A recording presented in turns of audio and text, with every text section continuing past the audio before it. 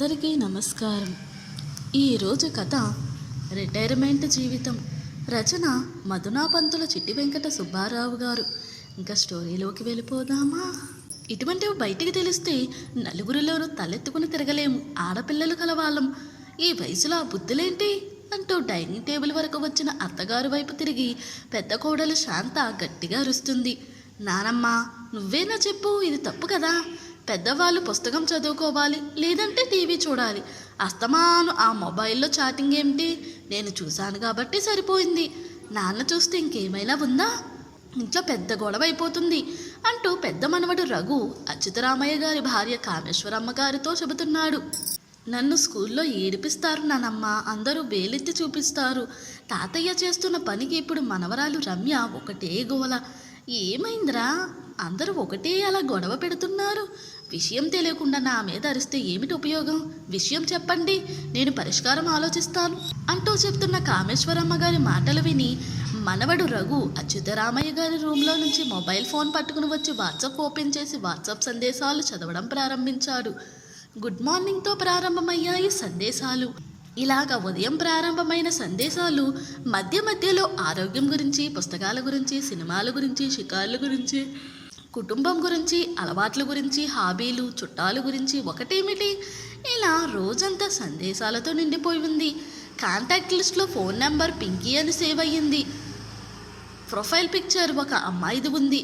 ఇలా సందేశాలన్నీ చదువుతూ ఒక చోట ఆగిపోయాడు అనుమానంగా రఘు. రేపు సాయంకాలం పార్కుకి ఎన్ని గంటలకు తీసుకువెళతారు? పార్కుకు వెళ్ళిన తర్వాత అన్ని విషయాలు వివరంగా మాట్లాడుకుందాం. మనం వెళ్ళిన పెద్దమ్మ గుడి చాలా బాగుంది. అన్ని వివరాలు మా అమ్మకి చెప్పాను. చాలా సంతోషించింది. నా మనసుకు చాలా ఆనందంగా ఉంది. మీరు దగ్గర ఉంటే నేను ఈ లోకంలో ఉండడం లేదు. నా బాధలు, కన్నీళ్ళు, నా పరిస్థితి ఏమీ గుర్తుకు రావడం లేదు. ఒంటరిగా ఉన్న నాకు మీ స్నేహం చాలా మంచి ఆనందాన్ని ఇస్తుంది. మీ మాటలు నాకు అమృతంలా ఉన్నాయి. బతకాలని ఆశ కల్పిస్తున్నాయి. ఇంట్లో మగ్గిపోయే నాకు ప్రపంచం చూపిస్తున్నారు. ప్రపంచం అంటే ఏమిటి ఇప్పుడే తెలిసింది నాకు. ఇది దేవుడు కలిపిన బంధం అంటూ సాగిపోతున్నాయి సందేశాలు. అంటే తాతయ్య టూర్లు కూడా వెళుతున్నాడన్నమాట. తాతయ్య పొద్దున్నే టిఫిన్ చేసేసి బయటకు వెళ్ళిపోతాడు. మళ్ళీ మధ్యాహ్నం 1 గంటకు వచ్చి భోజనం చేసి కాసేపు పడుకుని లేచిన తర్వాత బయటకు వెళ్ళిపోతాడు. రాత్రి 8 గంటలకు ఇంటికి వచ్చి టిఫిన్ చేసి చాటింగ్లు మొదలు పెడతాడు. ఇంట్లో ఉన్నంతసేపు చాటింగే. రఘుకి ఎక్కడ లేని కోపం వచ్చి ఫోన్ చాటింగ్ చదవడం ఆపేసి రఘు ఆలోచనలో పడ్డాడు. బయటకు వెళ్ళి ఏం చేస్తాడు? ఏమిటో ఈ మెసేజ్లు, ఈ గోల ఏం అర్థం కాకుండా ఉంది. రేపు తాతయ్యని ఖచ్చితంగా అనుసరించి విషయం తేల్చేయాలి అని నిశ్చయించుకున్నాడు రఘు. అచ్యుతరామయ్య గారు ఒక జాతీయ బ్యాంకులో ఆఫీసర్గా పనిచేసి వాలంటరీ రిటైర్మెంట్ తీసుకుని కొడుకు ఆనంద్ దగ్గర ఉంటున్నాడు. ఆనంద్ కూడా జాతీయ బ్యాంకులో ఉద్యోగి. 2 పిల్లలు. అచ్యుతరామయ్య గారి మనవడు బీటెక్ చదువుతున్నాడు. మనవరాలు రమ్య ఇంటర్మీడియట్ చదువుతుంది. ఆనంద్కి చిన్న వయసులోనే పెళ్లి చేయడం మూలంగా తొందరగా తాతయ్య అయిపోయారు అచ్యుతరామయ్య గారు. సంఘసేవ మరియు దైవభక్తి మక్కువ. అప్పటికే ఉదయం 9 గంటలయింది. అచ్యుతరామయ్య డైనింగ్ టేబుల్ దగ్గర కూర్చుని టిఫిన్ చేస్తున్నారు. ఎవరు ఆయనతో మాట్లాడడం లేదు. అచ్యుతరామయ్య గారు టిఫిన్ చేసేసి బయటకు నడుచుకుంటూ బయలుదేరారు. 10 నిమిషాల తరువాత మనవడు రఘు కూడా అచ్యుతరామయ్య గారిని అనుసరించాడు. 1 కిలోమీటర్ దూరం వెళ్ళిన తరువాత రోడ్డు పక్కన ఉన్న బంగ్లా లోపలికి వెళ్ళారు అచ్యుతరామయ్య గారు. బంగ్లా పైకి చూస్తే చాలా పెద్దదిగా ఉంది. బాగా డబ్బున్న వాళ్ళ ఇల్లేమో అనుకుంటూ రఘు ఆ ఇంటి ఎదురుగా చెట్టు వెనుక నిల్చున్నాడు. ఏమైనా పర్వాలేదు, తాతయ్యని రెడ్ హ్యాండెడ్గా పట్టుకోవాలి అనుకుంటూ రఘు ధైర్యంగా లోపలికి వెళ్ళాడు. లోపలికి వెళ్ళడానికి వాచ్మెన్ పర్మిషన్ ఇవ్వలేదు. రఘు వెంటనే అచ్యుతరామయ్య గారికి ఫోన్ చేసి బయటకు రమ్మని చెప్పాడు. లోపలి నుంచి వచ్చిన అచ్యుతరామయ్య గారిని చూసి వాచ్మెన్ సెల్యూట్ చేసి రఘుని లోపలికి పంపించాడు. రఘుని చూసి అచ్యుతరామయ్య గారు ఏమీ మాట్లాడలేదు. మౌనంగా లోపలికి వెళ్ళిపోయారు. రఘు కూడా అచ్యుతరామయ్య గారిని అనుసరించి హాల్లోకి అడుగుపెట్టి అక్కడ దృశ్యం చూసి తర్వాత రఘు ఆశ్చర్యపడ్డాడు. సుమారు 15 సంవత్సరాల పిల్లవాడు వీల్ చైర్లో కూర్చుని ఉన్నాడు. ఎదురుగుండా టేబుల్ మీద పాఠ్యపుస్తకాలున్నాయి. ఇంతలో లోపల నుంచి మంచినీళ్ళు తాగుతారా అని పని మనిషి వచ్చి రఘుని అడిగింది. రఘు అడ్డంగా తల ఊపాడు. రాజమ్మ, పింకీ పాలు తాగి మందులు వేసుకోవాలి, పాలు తీసుకురా అంటూ పని మనిషి వైపు తిరిగి చెప్పాడు అచ్యుతరామయ్య గారు. రఘుకు ఏం మాట్లాడాలో తోచలేదు. మౌనంగా తాతయ్యకు కూడా చెప్పకుండా కుర్చీలోంచి లేచి ఇంటికి వచ్చేశాడు. మధ్యాహ్నం 1 గంట అయింది. అచ్యుతరామయ్య గారు ఎప్పటిలాగే బయట నుండి వచ్చి భోజనానికి వచ్చి కూర్చున్నాడు. తాతయ్య, నన్ను క్షమించు. నిన్ను అనుమానించాను. నీ మీద అందరికి అనుమానం రేకెత్తించాను. అనవసరంగా అందరి మనసులు పాడు చేసి నిన్ను తిట్టించాను అంటూ కాళ్ళ మీద పడ్డాడు. రఘు నీ లేవనెత్తి, అదేమీ లేదురా, చూడు, మొట్టమొదట ఇతరుల ఫోన్లో దొంగతంగా వాట్సాప్ చూడడం చాలా తప్పు. అయితే ఆ మెసేజ్లు చూస్తే ఎవరికైనా అనుమానం రాక తప్పదు. నీకు ఒక విషయం చెప్పాలి, ఎవరికి ఇంతవరకు చెప్పలేదు. నేను బ్యాంకులో వాలంటరీ రిటైర్మెంట్ తీసుకున్న తర్వాత నాకు ఏమీ కాలం గడిచేది కాదు. ఏం చేయాలో తోచేది కాదు. అలా అని మళ్ళీ ఉద్యోగం ఎక్కడా చేయలేను. డబ్బు సంపాదించాల్సిన అవసరం నాకు లేదు. కానీ కాలాన్ని సద్వినియోగం చేసుకోవాలి. ఎలాగని ఆలోచిస్తూ కూర్చుంటే ఒకరోజు పేపర్లో ఒక ప్రకటన చూశాను. అది ఒక బాగా ధనవంతులు, పెద్ద ఉద్యోగస్తులు ఇచ్చిన ప్రకటన. భార్యాభర్త కూడా ఇద్దరు ఒక బ్యాంకులో జనరల్ మేనేజర్లుగా పనిచేస్తున్నారు. పొద్దున లేస్తే వాళ్ళు బ్యాంకు కార్యకలాపాల్లో మునిగి తేలుతుంటారు.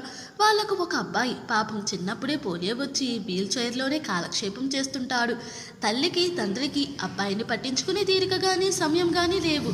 ఉదయం 9 గంటలకు ఇంట్లోంచి వెళ్ళిపోయిన వాళ్ళు రాత్రి ఎప్పుడో కొంపకు తేరుతారు. పాపం పింకు వారికి సమస్యగా తయారయ్యాడు. కదలేని పరిస్థితి. సొంత మనుషులు ఎవరు ఇంటిలో ఉండని పరిస్థితి. చూసుకోవడానికి పనివాళ్ళు చాలామంది ఉన్నారు. స్కూల్కి వెళ్ళలేడు.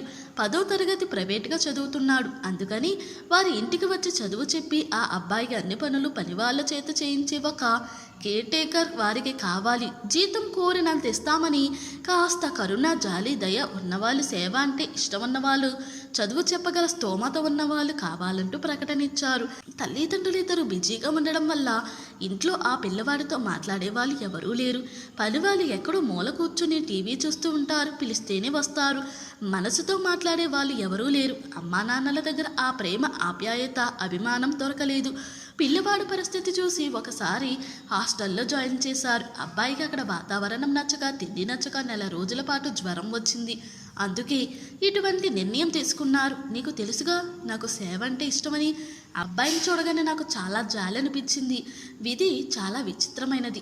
మామూలుగా ఉంటే ఈ పాటికి కాలేజీలో చదువుతూ ఉండాలి. ఇది ఒక ఛాలెంజ్గా ఈ బాధ్యత తీసుకున్నాను అంటూ చెప్పుకుంటూ పోతున్నారు అచ్యుతరామయ్య గారు. వారానికి ఒకసారి పార్కు తీసుకెళ్తుంటాను. మరొక వారం గుడికి తీసుకెళ్తుంటాను. కొంతసేపు టీవీ చూస్తాం, కొంతసేపు చదువుకుంటాం. ABCDల దగ్గర నుంచి తెలుగు అక్షరాల దగ్గర నుంచి నేర్పించడం మొదలుపెట్టే ఇలా ఆ అబ్బాయి నాకు బాగా దగ్గరయ్యాడు అంటూ చెప్పుకొచ్చారు అచ్యుతరామయ్య గారు. అబ్బాయి పేరు టింకు. నువ్వు చూసింది వాళ్ళ అమ్మగారి ఫోటో. ఒకసారి నేను పనిలో చేరిన మొదటి నెల ఆఖరున వాళ్ళ నాన్నగారు కవర్ నిండుగా నోట్లు పెట్టి టేబుల్ మీద పెట్టారు. నేను తిరిగి వారి చేతిలో పెట్టి 2 చేతులు ఎత్తి దండం పెట్టాను. ఇది సేవ, నా ఆత్మసంతృప్తి కోసం చేస్తున్న పని మాత్రమే. కాలాన్ని సద్వినియోగం చేయాలనే ఆలోచన తప్పితే సంపాదించాలని కోరిక లేదు. దయచేసి అర్థం చేసుకోండి. మీ అబ్బాయి ఉన్నత స్థితికి వచ్చేంత వరకు నా ఆరోగ్యం బాగుంటే నేను కృషి చేస్తూనే ఉంటాను. ఒక సాధారణ పిల్లవాడిని వృద్ధిలోకి తీసుకురావడం అనేది పెద్ద కష్టమైన పని కాదు. ఈ విభిన్నమైన వ్యక్తిని స్కూలుకి పంపించకుండా చదివించడం అనేది చాలా కష్టమైన పని. ఇది నాకు ఛాలెంజ్ లాంటిది ఈ వయసులో అంటూ చెప్పాను. ఈ ఛాలెంజ్లో విజయం సాధించినాడు నేనే మీ దగ్గర అడిగి తీసుకుంటాను. అంతవరకు వేచి ఉండండి అంటూ చెప్పాను. అచ్యుతరామయ్య గారి కుటుంబ సభ్యులందరి కళ్ళల్లో నీళ్లు వచ్చాయి. తొందరపడి అచ్యుతరామయ్య గారిని అనుమానించినందుకు, ఈ వయసులో అలాంటి సాహసోపేతమైన నిర్ణయం తీసుకున్నందుకు మేము చాలా గర్వపడుతున్నాం అంటూ పెద్ద కోడలు శాంత కాళ్లకు నమస్కారం చేసింది. తాతయ్య, యు ఆర్ గ్రేట్ అంటూ మనవరాలు వచ్చి గట్టిగా పట్టుకుంది. పింకీ చిన్నప్పటి నుంచి స్కూల్కి వెళ్ళకపోవడం మూలంగా చదువు మొదట్లో కొంచెం కష్టంగా అనిపించినా అచ్యుతరామయ్య గారు ప్రత్యేక శ్రద్ధ తీసుకుని కోచింగ్ ఇవ్వడం వల్ల 10వ తరగతి ఇంటర్మీడియట్ 2nd క్లాస్లో పాస్ అయ్యి డిగ్రీలోకి వచ్చాడు. ప్రతి పరీక్షకి కారులో పరీక్ష హాల్ వరకు తీసుకెళ్లడం, పరీక్ష రాసేంత వరకు ఆ చెట్టు కింద కూర్చోవడం అచ్యుతరామయ్య గారు చేసేవారు. ఒక్కొక్కసారి పరీక్ష కేంద్రం చేరాలంటే మెట్లు ఎక్కవలసి వచ్చేది. ఆ కాలేజీలో ఉన్న అటెండర్లు సహాయం తీసుకుని వీల్ చైర్లో పింకీని కూర్చోబెట్టి పైకి మోసుకుని వెళ్ళేవారు. ఇలాంటి కష్టాలన్నీ పడి మొత్తానికి పింకీ డిగ్రీ 2nd క్లాస్లో పాస్ అయ్యాడు. తాతయ్య దినచర్యలో మార్పు లేదు. పింకుకి బ్యాంకులో ప్రొఫెషనల్ ఆఫీసర్గా ఉద్యోగం వచ్చింది. తాతయ్య మధ్యాహ్నం ఇంటికి తిరిగి వస్తూ యాక్సిడెంట్లో లారీ గుద్ది చనిపోయాడు. అలా 1 సంవత్సర కాలం గడిచింది. పింకు తల్లి తండ్రి ఒకసారి ఇన్విటేషన్ ఇవ్వడానికి వచ్చారు. తెరిచి చూస్తే ఆశ్చర్యం. తాతయ్యకి గుడి. ఆయన దేవుడే మా దృష్టిలో. ఇది పింకీ కోరిక. పింకీ ఏది కోరితే అది చేస్తాం అంటూ ఆ తల్లిదండ్రుల కన్నీళ్లు పెట్టుకున్నారు. బ్రతికితే తాతయ్యలా బ్రతకాలి అంటూ మనవరాలు మనవడు ప్రతిరోజు ఆ గుడికి వెళ్ళడం అలవాటు చేసుకున్నారు. ఒక మనిషి తన నిజ జీవితంలో చేసే పని వల్ల ప్రతి ఒక్కరి గుండెల్లో ఎప్పటికీ సజీవంగా ఉంటాడనేది ఒక నగ్న సత్యం. అచ్యుతరామయ్య గారి రిటైర్మెంట్ జీవితం అందరికీ ఆదర్శంగా ముగిసింది. ఇంతటితో ఈ కథ ముగిసింది. ఈ కథ కనుక మీకు నచ్చినట్లయితే మరియు నా ఎక్స్ప్లెనేషన్ కనుక మీకు నచ్చినట్లయితే ప్లీజ్ లైక్, షేర్, సబ్స్క్రైబ్.